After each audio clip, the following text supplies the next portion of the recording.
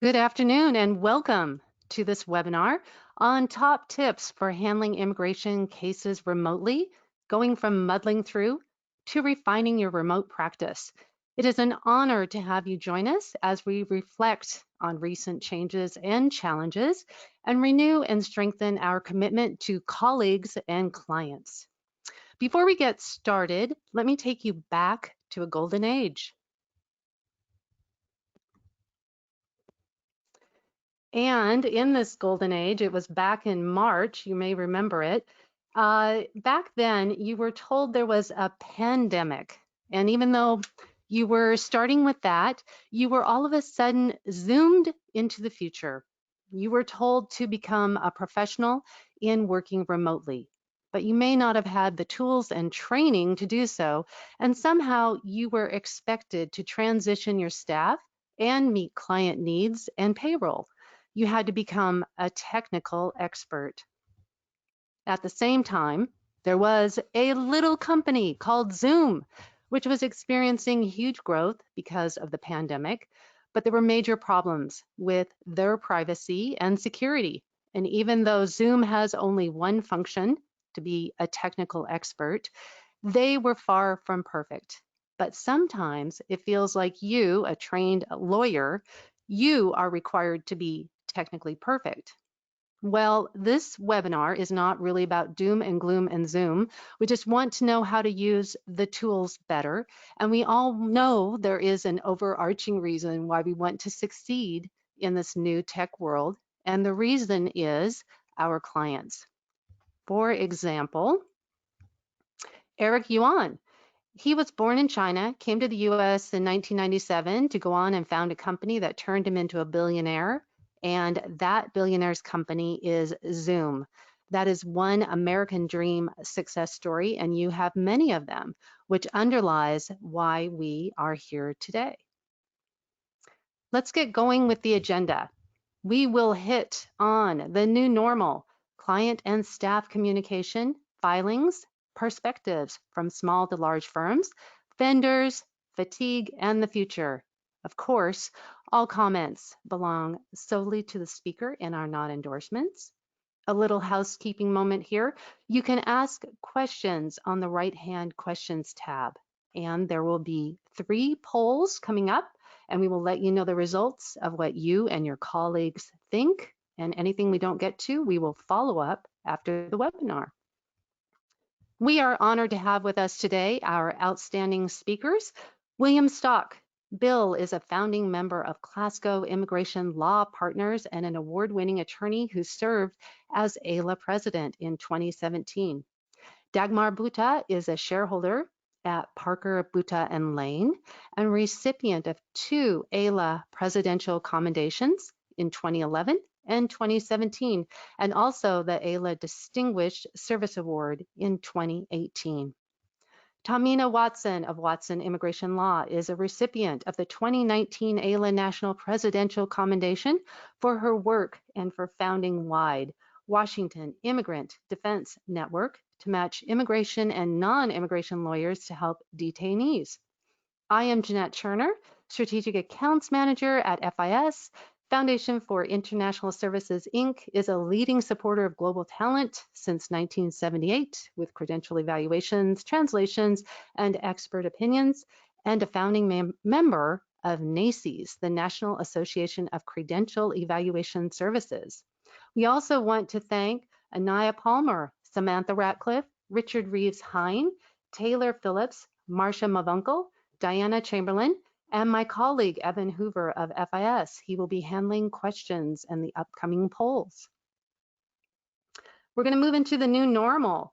So Tamina, are you ready to talk about the new normal? I am. Well, thank you, Janet, for organizing this event and inviting us. I'm very honored to be here. Those of us who are in Seattle will remember that while we maybe thought there could be shelter in place, California had just done it.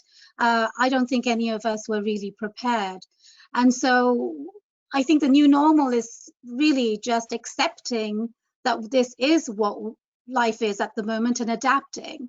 So in terms of accepting, I don't think any of us really had an inkling that we would be under lockdown in the way that we are and for the duration that this is. And you have no choice but to accept because life has to keep going. And so, how do you adapt? And for us, it meant actually being very quick to see what do we need to do. We had employees who came to the office every day. It was actually the normal not to be in the office. To be in the office all the time. So suddenly we had to figure out who's in the office, who can even be outside. What did shelter in place mean? We had to read the language of who an essential worker is, and do us lawyers fall into that? So there were a lot of considerations to take into account immediately, and then to figure out how do we adapt with all the things that we're going to talk about shortly. Communication with clients, how do we manage our cases, how do we manage our staff, who's in the office, how do we photocopy things, who takes it to FedEx. And so there are a lot of adaptations that had to happen very quickly. And luckily for our office, we did have a lot of the technology solutions we needed in place. We really just had to turn the switch on by making a lot of subscriptions, because Slack and Zoom, these have free subscriptions, but they don't have the privacy that we lawyers need. And so that's what I would say on accept and adapt, and I'm sure all of this would be elaborated as we speak. And Dagmar, did you want to speak on that, or Bill? Okay, we'll head on to the next one. Client communication. Bill, you're up. So when the pandemic hit us, we, at least with regard to communicating with clients, were already in a situation where the vast majority of our communication was electronic. Typically, it was by telephone or it was by email. Interestingly, the pandemic in some ways forced us to be more face-to-face with our clients. I can tell you my staff and many of our clients preferred not to use video conferencing prior to the pandemic.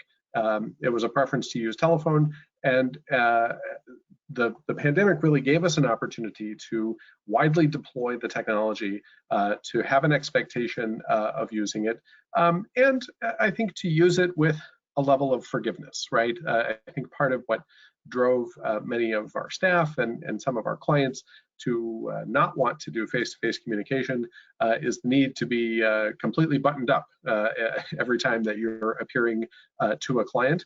And I think we all have given ourselves a lot more forgiveness for polo shirts and visits from pets and small people joining one on a Zoom conference call due to the pandemic. So in some ways, I think that's been a healthy, relaxing, and it has allowed us to develop a much more personal relationship with clients and with the client representatives who we've been working with because of that need to be kind of in person. I will say, I'm sure that's very different from offices where in-person visits, consultations were a much greater part of their practice. So I don't know if Tamina or Dagmar, you have any reflections in terms of how what challenges you faced with client communications in the current environment. This is Tamina. I would agree with Bill that communications through Zoom has been much more acceptable, and we are seeing the faces of our clients a lot more. Before Zoom, we did use a fair amount of Skype actually for people who are abroad, but this took us to a different level. But to bring the personal situation to it, people are a lot more forgiving, and we are all the BBC professor who had, his children and his wife on live television. We're all of those people at the moment. And so it's been interesting for sure. And I think we have to forgive ourselves when children come into the picture, unfortunately, and accept it and adapt. Well, in our office, I think, this is Dagmar, we had a somewhat different experience because we still have a substantial asylum practice and practices where there has to be a lot of back and forth, a lot of iterative contact with the clients. in order to flesh out things like affidavits, sworn statements, those kinds of things. And so what we discovered very, very quickly, in addition to what Bill and Tamina have already mentioned, is that client communication has to be very precise. So we were finding ourselves quite often initially going, oh, I'm so sorry about that email. That's not exactly what I meant. What I really meant was, and the more we got into the process of working remotely and communicating with clients remotely for those kinds of cases, the more we started really looking at what is it we had written before we click send. And interestingly, I think that's going to form some good habits going into the future, even when this is no longer the normal. But that was a big issue for us, dealing with clients that normally do come into the office. Well, that is really interesting that you have a level of forgiveness happening at the same time becoming more precise. So that's kind of interesting duality there. And we'll head on into the next topic, since you just touched on it, staff communication.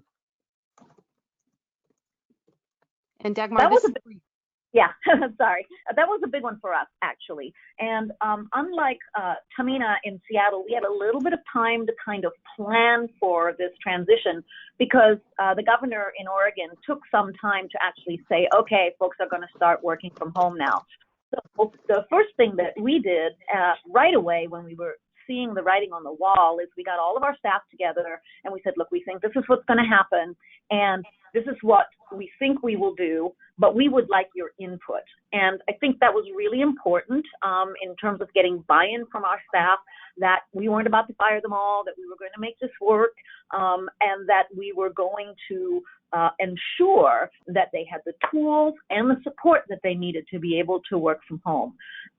We developed a bunch of protocols that we shared with the staff the minute they were developed, whether that protocol related to the use of the server, which, by the way, we're in the middle of getting a new server and transitioning to Office 365 during all of this. So it was a little bit nutty from a tech side, but we tried to make sure that our staff was informed all the way along, and we took into consideration their concerns.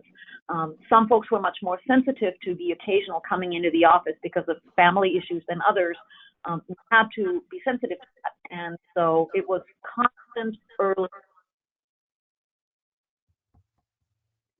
Okay, and thank you so much for that. And looks like you're on mute now. So Bill, did you want to follow up with anything on staff communication? I think it's very important in this remote world to be very intentional about staff communication. We've definitely had to create a new culture among our supervisors and our attorneys with respect to reaching out to the people who report to them and to create formal times when they check in, to have them check in by video, not just by phone or by text or messaging service. We use Microsoft Teams. A lot of firms use Slack, but those are all good tools to use. But we are losing the kind of random interaction that happens. That's often sort of very creative, and of course is also very important for employee engagement when we've lost the in-person doing business. So we were just reflecting on this recently that at this point, we're spending down the human capital we've created within our firms. We'll have to make a real intentional effort to rebuild that once we're back in person. And I think it's an important thing to take into consideration that the engagement our staff have with our practices, it weakens. It becomes more attenuated as we all need to work remotely. A way to slow that process is to be very intentional about. We have a biweekly all-firm video call where the managing partner talks to the firm. We encourage people to have team meetings and informal meetings over Zoom, just to try and continue those human contacts that are such a critical part of doing any business. Wonderful. And Tamina? You know, as a small firm, I think the culture is very important. And for my firm in particular, I've always referred to all my team as my second family. So caring for everybody has been an absolute compulsory aspect of my mindset. Because not only is, you know, our work is affected, but, you know, the world is falling apart. And to make sure that my team knows that I care for them and I'll be here for whatever they need was actually very, very important to me. So making sure that they were mentally healthy and they knew that I was here for anything they needed was paramount. And, you know, when you're in person and you see somebody's face, you can tell that they're stressed and you can take that away from them or address it. But if you're not seeing them all the time, it's very different because they can't necessarily communicate their emotions through Slack. And so that was one of the primary things that I took stock of, that told them, everybody, that if you're feeling overwhelmed, if you're feeling stressed, you've got to tell me because I wouldn't know otherwise. In terms of communication, we had Slack in place, but we weren't necessarily using it effectively. Some members were, some members weren't. And that has become our main way of speaking, communicating with each other. So we check in all the time. We have weekly meetings, not necessarily by video, but on Slack. And you know, the other thing is that I want to make sure that they know I am taking care of them. So, for example, we will always have snacks in the office. I have given them, you know, some extra, you know, Amazon gift cards to make sure that they have snacks around. I have also made sure that they get a contribution to their internet service at home, in addition to having, you know, their equipment. And to making sure that your staff feel as though they are still working for a company is important. So as a business owner, as a mother, you know, all of these instincts have come together to make sure that my team is taken care of, because if they are not taken care of, our clients would not have the service that they need. Excuse me. Wonderful. Thank you very much. It's a big job. And right now we're going to have Evan launch poll number 1. You should see this coming across your screen. A poll is open and you should be able to vote on it. And this is, what is your biggest challenge with having a remote practice? And we'll share the results at the end. So go ahead and vote.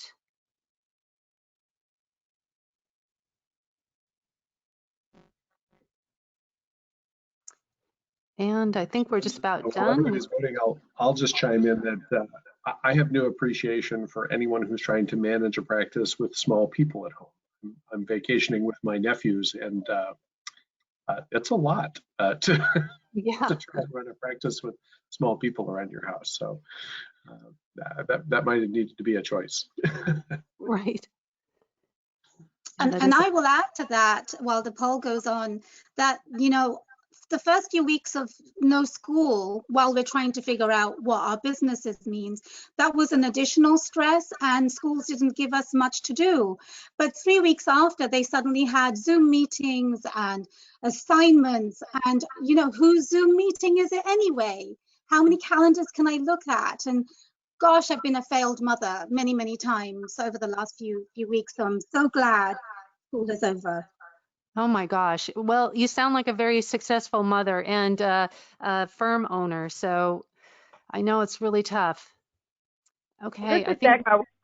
I wanted to add one other thing to that thought, actually, which is if someone is listening to this who is a manager, Bill's comment and Tamina's comments are also very well taken with respect to your staff, because we all have expectations of productivity, etc.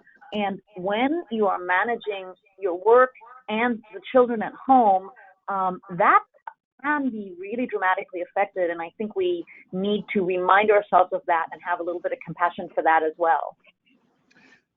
Though I do want to caution everybody from making assumptions, right? I think it's what we have chosen to do is have as transparent a conversation as possible with folks who are home with small children. And we have said, we are happy to make an accommodation where you are, you know, giving us 75% or 50% or whatever you can give us of your effort, and we're happy to give you flexibility to do that outside of normal business hours, et cetera.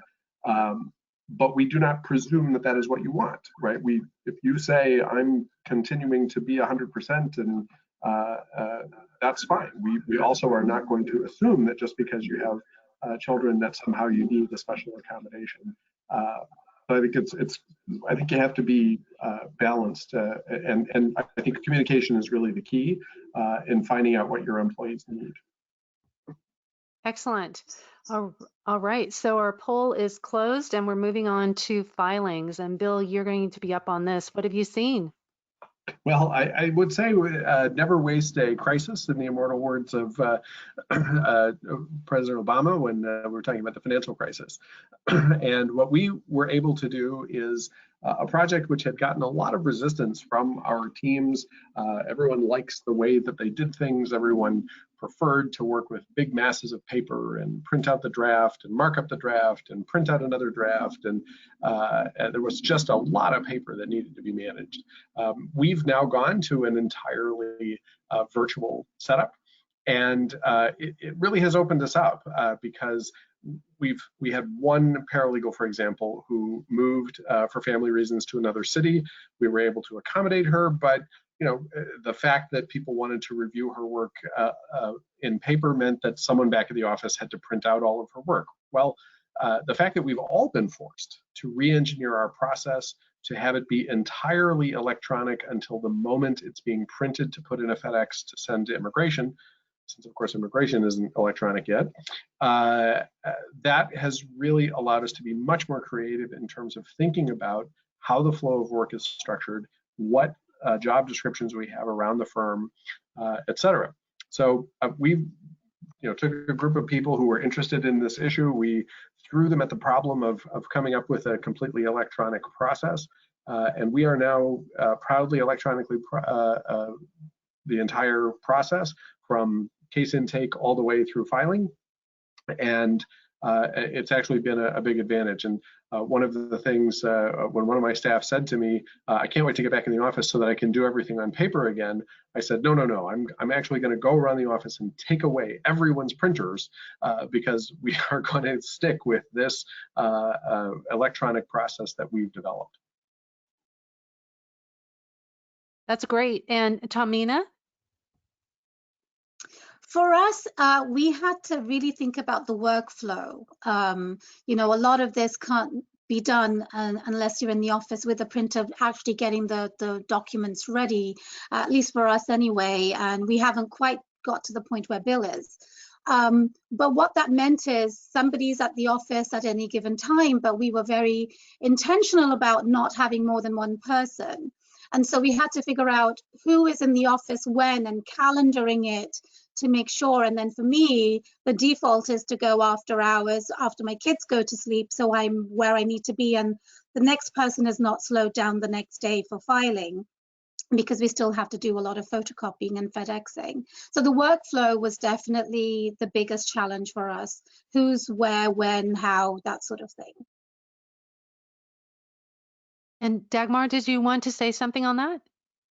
Yeah, we had the same issue. Workflow was a big problem for us because we're relatively small. We've got some people, and so what we did is sort of a hybrid between what Tamina did and what Bill did, which is we actually established a schedule. We never had more than 5 people in the office at a time. There was always one partner present in the office because there needed to be someone with check signing authority, and we kept to that schedule as much as we could. The interesting thing is we may actually be keeping some parts of that schedule going into the future. The other thing that we discovered, though, is that if you're going to go to reviewing things on a screen, at least in our experience, it caused people to move a little too rapidly, which introduced an increased error rate. So we had to actually consciously remind people that if you're looking at it on a screen and you're scrolling down, slow down, because it really did create sort of I don't want to say carelessness. It's just I think there's a different engagement with the screen than there is with a piece of paper if you've got a pen and you're marking it up. That sort of physical action sometimes causes you to spot something that might not just grow. So that's something we did see that we had to address. Very good. Yeah, Thank and you.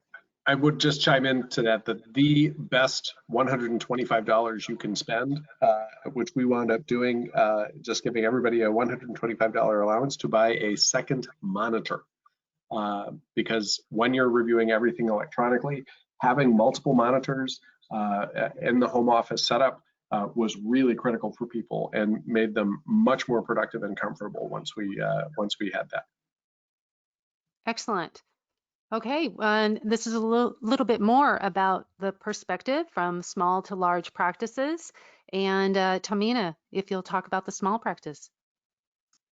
I think being at a small firm allowed us to be very flexible very quickly. Dagmar mentioned having input from staff, and I think that was very, very important for us because we all needed to be on the same page. We all needed to happily come up with solutions that worked for each of us.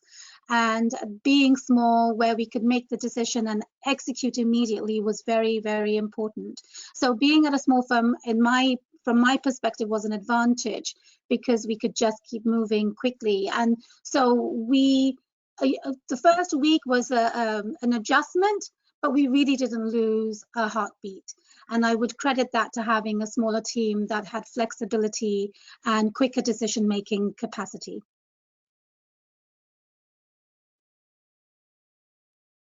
Dagmar, you're up.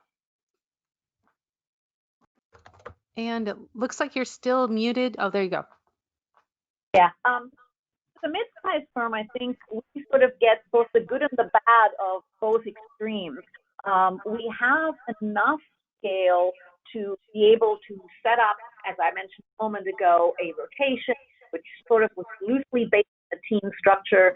But the thing that we faced was that we're small enough that I think everyone still expected an individual right-sized, just for me arrangement. And that became difficult because in some regards it required the lawyers, frankly, to do more work than they were accustomed to doing more of the work that staff typically did, because often staff said, no, I'm sorry, I'm teaching my kids during that time and I really do need that accommodation. So for us, it was difficult initially to balance the special accommodations that individuals needed, because we value our staff, with the needs of our clients and the needs to push the work out the door, since the Immigration Service and the rest of Homeland Security was not giving us much of any special accommodation in terms of timing, etc. We muddled our way through it. So the first slide about muddling your way through it is pretty accurate. But I think the way we got through it was continually seeking that from us. And Bill, if you want to comment on the large, and I think what Dagmar said was very important, that there is more work, and also Tamina focused on the stress. There's more stress. You're taking this on, what the staff is experiencing. Very true. I think the larger client base meant that we did have more resources. You know, we were able to quickly make decisions that cost money, but we did know we continued to have work and clients, you know, who were bringing in revenue. That gave us some flexibility to do things like the purchase of a second monitor for anybody of our staff who needed it. You know, we've invested in laptop computers for many of our staff, and we continue to make that investment because we think that you know, laptops are going to be the best tool for the job. You know, but the challenge is when you add people, you do not increase the amount of complexity does not go up equal to the number of people. It actually goes up exponentially. So, you know, when you start adding, you know, 40 people and 80 people, it doesn't get twice as difficult. It gets about 8 times as difficult to coordinate all of that kind of stuff. So every change that we're making, you know, it has very uneven adoption throughout it, and we spend a lot of time trying to make sure everybody is at a common minimum standard when it comes to comfort with the technology, when it comes to productivity. A lot of staff, are very resistant to making changes in the way things are, and we have to kind of bring them along. So, with a larger staff, you can certainly serve a larger client base, but it also gives you a lot of internal challenges in terms of team cohesion, making sure you have standards, making sure you have the flexibility to be able to move people to where the work is. Very good. And now we're going to launch poll number 2. You should see it on your screen shortly. And the question will be, when will you go back to working in a shared office? And so if you can click on your response there, and that way we can share the answers with everybody at the end. And Bill, if you want to talk a little bit more about what you're seeing, are there any particular products that are really helping your large practice? I like the idea of everybody getting a second monitor. Is there anything else that you like? Well, certainly encouraging people to use Teams or Slack or some of these collaborative tools. We actually have been cloud-based for quite some time. So we have a document management system which can be accessed from anywhere. We do have individuals who are using a non-firm computer. They access a computer back in the office using what's called Log Me In. It's a product from Cisco, much like GoToWebinar is. So essentially, they're never putting client information on their home computer. Their home computer just sort of is the window through which they drive the computer back at the office. So that's a really critical thing, because you need to make sure that you're continuing to uphold the security of client data. One of the problems with working with large organizations as your clients is they have very strict data security policies, and it's not enough to just tell them, well, we're lawyers and we're obliged to keep your data confidential.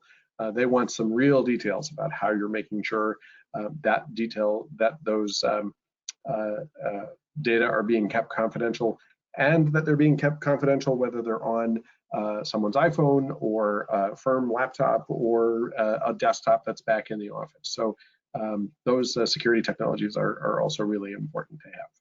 And do you have a particular document management system that you like, or program? We happen to use NetDocs. It's a cloud-based document management system that we converted to from, I believe we used WorldDocs before. So that just met our needs best. We happen to use one of the cloud-based immigration case management systems as well. We use LawLogix. There's of course Immigration Tracker, Blue Dot, Docket Master, DocketWise, I think it's called. So there are any number of these. Most of them are at this point cloud-based, which is really critical because it did let the staff begin to access those resources right away. But as I said before, this this Log Me In product, even if all of your technology is in your office, Log Me In allows people to dial into their office computer so that they're sitting at home but able to access everything within your office through their home computer, and it never leaves the security of your network at the office. So that's another way to do it. Excellent. Okay, Evan, I think we're done with the poll, and we'll get out of that. And here we are onto our next screen. We are jumping into vendor services. We already had a little bit about that. And the first person talking about this will be Tamina. In many cases we're the vendor because we have the client services, providing the advice, but at the same time we have vendors helping us, such as advisory opinions and translations. And knowing what's going on in my own personal life, and just as you said before, you can't make assumptions. Everybody is going through something, and having the understanding that things will not be as quick and as smooth is something that we have to assume at the outset. But what we have found are our vendors from the vendor perspective that they have also adapted well, and so for a lot of our cases we have not also lost any heartbeats in terms of the documents that we've gotten from them. But planning and strategizing is key, because you do need to allow a little bit extra time. But without understanding and compassion, we can't get through this pandemic, literally and figuratively. So key message is, be understanding and compassionate, just as you are with your clients and your staff, with your vendors as well. And Dagmar? I'm going to talk about money. Oh, good. Place where you have to have some understanding, and that runs both directions as well, which is you have to communicate, I think, very openly when you are the vendor with your clients. If, for example, they're having trouble paying their invoices, we've made arrangements and always have made arrangements if clients do have those kinds of issues. But I think sometimes people are embarrassed if they cannot pay. This doesn't usually apply to the large corporate clients, but individual clients.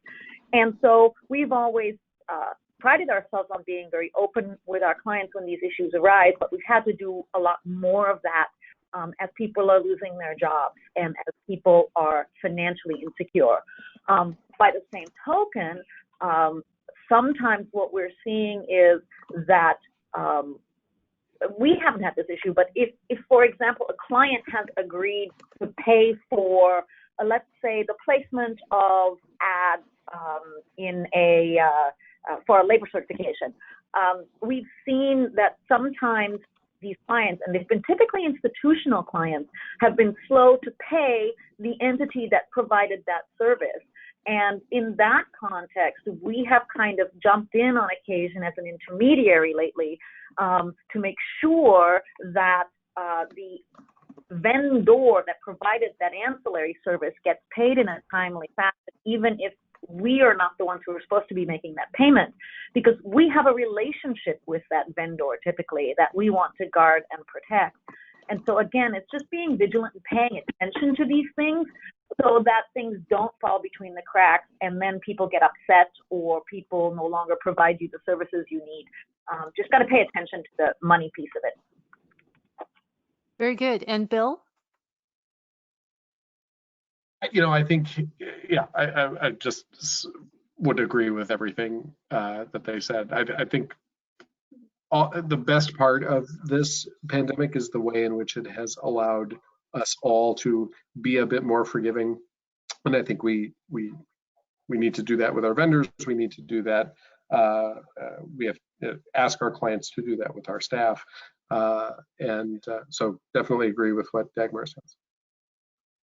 Well, speaking of electronic vendor services, you want to make sure that when you are using them, that you can ask them questions. They have expertise.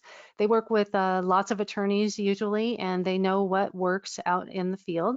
For example, at FIS, I want to share two things that attorneys have found useful during this current environment. And you can see on your screen, one is the public charge rule that went into effect during the pandemic. And there is a note on page 11 in the instructions, and it refers to NACCE's members for foreign degree evaluations. And we have heard from attorneys that this is a little bit of a surprise. They may not have heard about that. And then also you saw the breaking news that happened this week, and now it almost seems like old news. We have so much churn going on. There is the latest presidential proclamation suspending some H-1B visas and others, and you may have already reviewed the exceptions, including the national interest waiver exception for those people who are necessary to facilitate the immediate and continued economic recovery of the U.S. So just so that you know, that national interest waiver, we do have expert opinions to help with that, and maybe your other vendors do. And it's something to ask them about, and they might be able to help you and your clients. So we just want to make sure that you know that vendors are learning things all the time, and they can be of service to you. On to Zoom fatigue. Okay, so Dagmar, you're up on this one. Well, and it's funny that that would happen today because my first Zoom call was this morning at 7 a.m. and it lasted till 10 a.m. Then I had a little bit of a break, and then at 11 we started prepping for this, but fortunately it was at least not Zoom.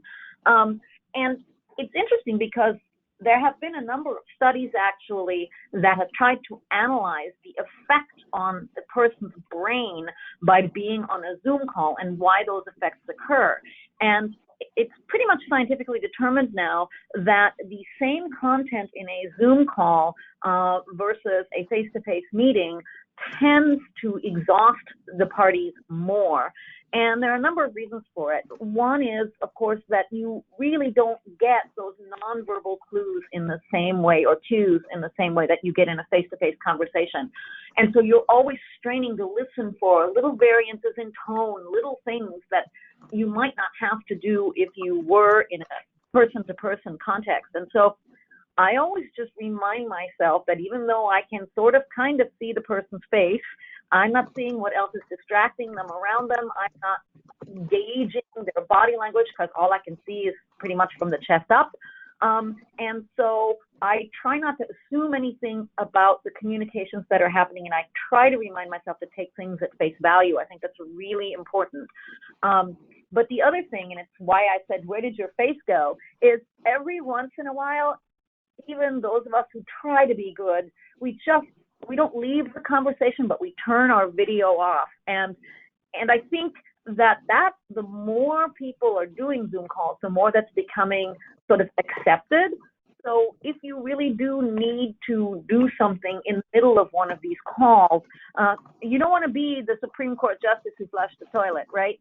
So you really do want to manage what it is that you're presenting on that Zoom call. You can turn your audio off. You can turn your video off.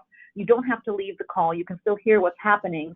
And so try to use Zoom's tools to reduce the fatigue you're going to inevitably feel. Well said. And Tamina, did you want to weigh in on this? Yes, I do. And work from home means you're subject to the suburban internet connection, which really does have an effect on whether you can Zoom or not Zoom. And so the internet connection really is out of your control. And how do you manage that? And I'm sure I'm not the only one where we've had to either bow out or reschedule meetings. Like Dagmar, I've also been on a Zoom meeting since 7:30 this morning, and I've got them back to back to back. I don't even know what time. And so other than the internet, two things I want to mention is that because you can now easily see somebody and talk to somebody, socialization is also happening through Zoom. And so it's easy to say, hey, why don't we just Zoom then? And the trouble is that you're still working during working hours, and then you want to socialize through Zoom. It is truly exhausting, and whether it's possible for everybody, I don't know.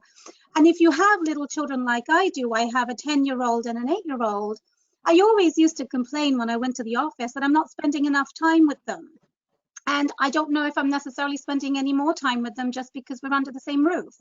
And so the struggles of balancing work with personal life is still there, whether you're in a Zoom meeting or in an office meeting, because these are all sorts of practical considerations to have in your life. And I think learning to say no, if you can say no, is going to be important, or spread them out during the week. And Bill?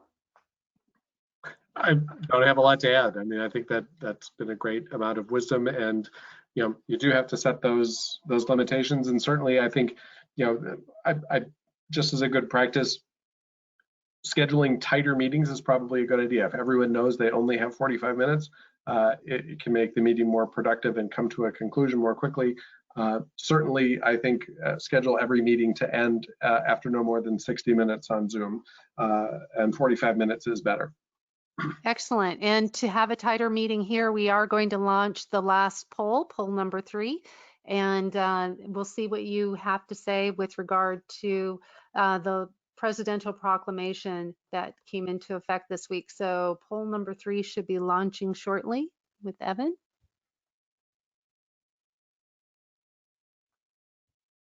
And I'm not seeing it come up. So what I'll do is we'll head on into the next question here and get started on that while the poll gets launched. What the future looks like. Oh, and you also have the poll on your screen too.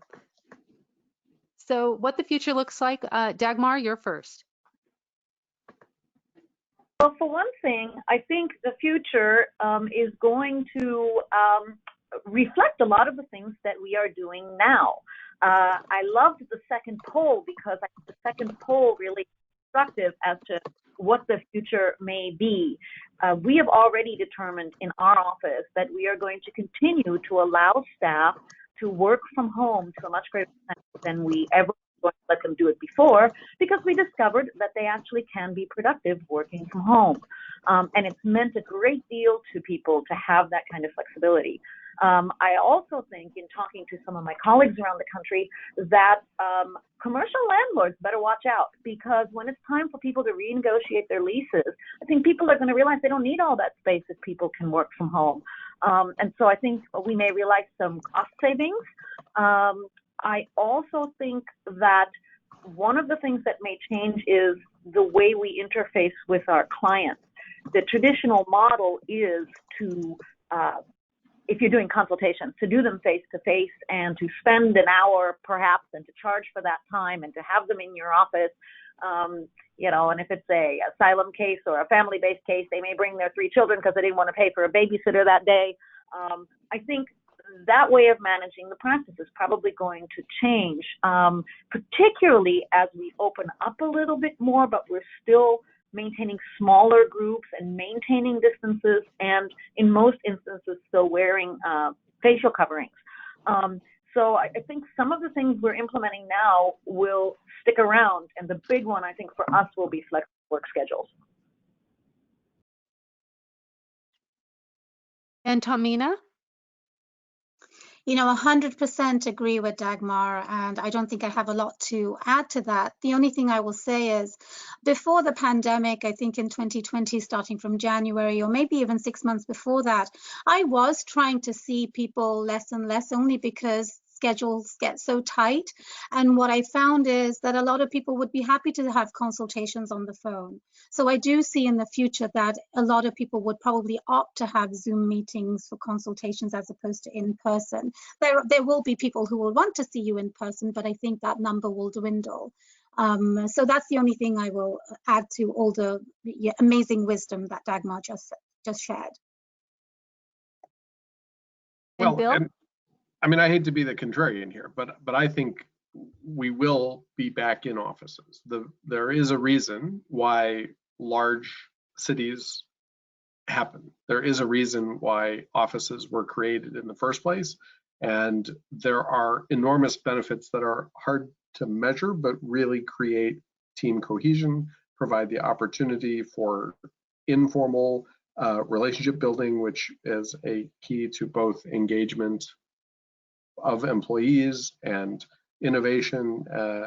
So there are lots of reasons why it will be to employers' advantages to make sure that they're capturing the benefit of people being in the same space for the same, for extended periods of time. I think you have to plan for that being a while before that comes back. I think there may need to be a vaccine before a lot of people are willing to do that on a regular basis. But I also think the death of the office and that we're all going to work remote all the time is also not a viable long-term path. Wow, that is really interesting. Can I just add, this is Tamina. I don't mean that we would be remote in our office. I do think we would be there in person, but we had never had the flexibility of people working from home. And I think that's the aspect that will change for our office, at least from a smaller perspective. Yes, and I think you're definitely right. We've hired remote paralegals that we never would have considered because they don't live in the same city.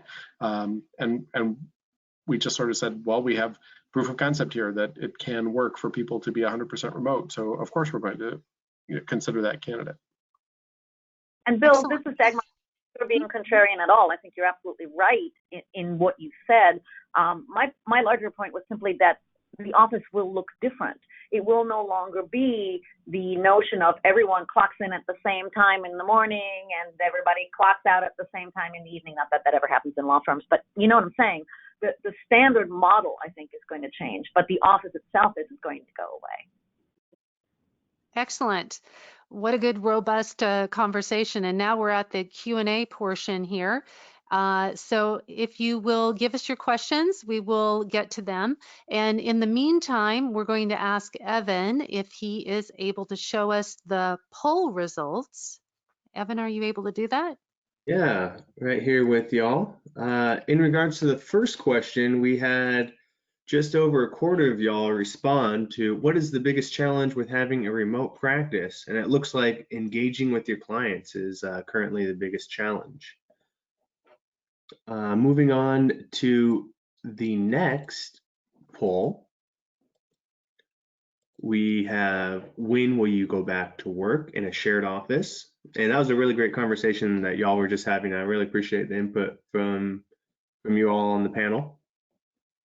Looks pretty evenly spread out for the most part. And then lastly, how will you deal with the latest suspension of some H-1Bs and other visas? And it looks like y'all aren't phased at all for the most part. Excellent. Okay. Yeah. Now I do have a couple questions here ready to go. We have the first question. Looks like it's in regards to mostly you, Bill. Philip asked, if you're still reading most things on a screen rather than on paper, why does having two monitors lead to more accuracy than reading something on paper? And does having two screens rather than one reduce eye fatigue? Well, those are not the problems you're looking to solve with monitors. I think the best thing to do in terms of accuracy is making sure that you have two monitors so that you can have a larger image that you're reviewing. But I agree that there certainly are, you have to train yourselves to slow down. I believe Dagmar made that point, and train your staff to slow down when you're doing those reviews on the screen.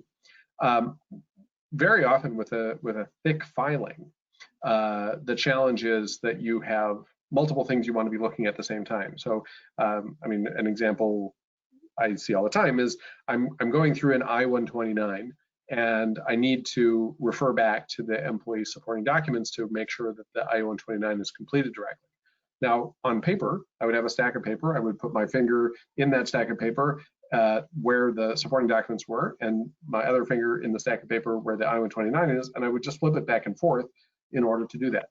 And obviously, it's very difficult to do that in a 300-page, PDF file on a computer.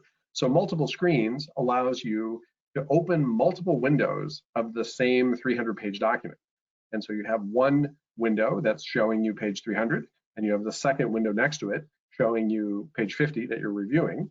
And you can quickly compare the two, and you can be scrolling them at different speeds. And depending on how many, how extensive the review you're doing is, you may have multiple windows open. And that's really the most important productivity tool that I find. And it also allows you, a paralegal, for example, can have the case management system open on one side of the window. They can have the documents on the other side of the window so that they're inputting information or gathering information. The third window where they're typing information in a support letter, they can have it all open at the same time and easily have their eyes moving back and forth. That's why it's such a productivity builder.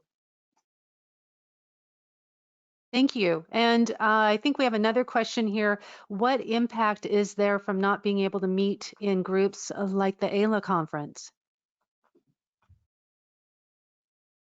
My 2 cents on that is it's a really material limitation to the value of the professional associations. I think professional associations are going to go back to in-person meetings as quickly as they can. I think there's a great richness in in-person interaction that is missing when you're doing so over Zoom. And again, right now, those associations are kind of spending down their capital. We have a lot of people who are very committed and engaged, and in In smaller groups, the Zoom works okay. Once you get above about 15 people, it doesn't really work very well. So yeah, they're definitely looking at how to deliver things, but how do we get back in person as quickly as possible? Excellent. Okay, I think we want to get out of here so that you fulfill your promise of a tighter meeting. So unless you have some final comments, Dagmar and Tamina, anything else you want to say before we sign out? I just have a small thing to say, which is I want to thank the people that are on the call. I think it's easy sometimes to think there aren't any people out there to help you, that there aren't any answers out there. And we may not have given all of the answers that you needed today, but the more of this sort of thing we do, the more we can all learn from each other and get better at doing this and still serving our clients. So thanks for attending the call. This is Tamina. I will leave people with this. COVID-19, working from home, homeschooling, suddenly being the cleaner and the lunch maker and the slave of the house, these are real challenges for all of us. And the only way that we can get through it is to make sure that we are looking after ourselves. AILA National has put up a lot of information about self-care. But I will tell you that for the last 2 years, I took meditation lessons, in-person lessons, because it was just very difficult and challenging to keep going. And I have to say that those 2 years of meditation has really helped me withstand the various assaults we're seeing, not only from the policies that are coming down, but in our everyday life. So if there's one thing that you take away from this is make sure that you have time for self-care, because this is the time that it's really necessary. Thank you. Thank you for taking the time today and for your kindness to share your insight. And we really appreciate everybody being here. Again, thank you for the time of our award-winning speakers, William Stock, Dagmar Buta, and Tamina Watson, along with Evan Hoover here. I'm Jeanette Scherner. Thank you and goodbye.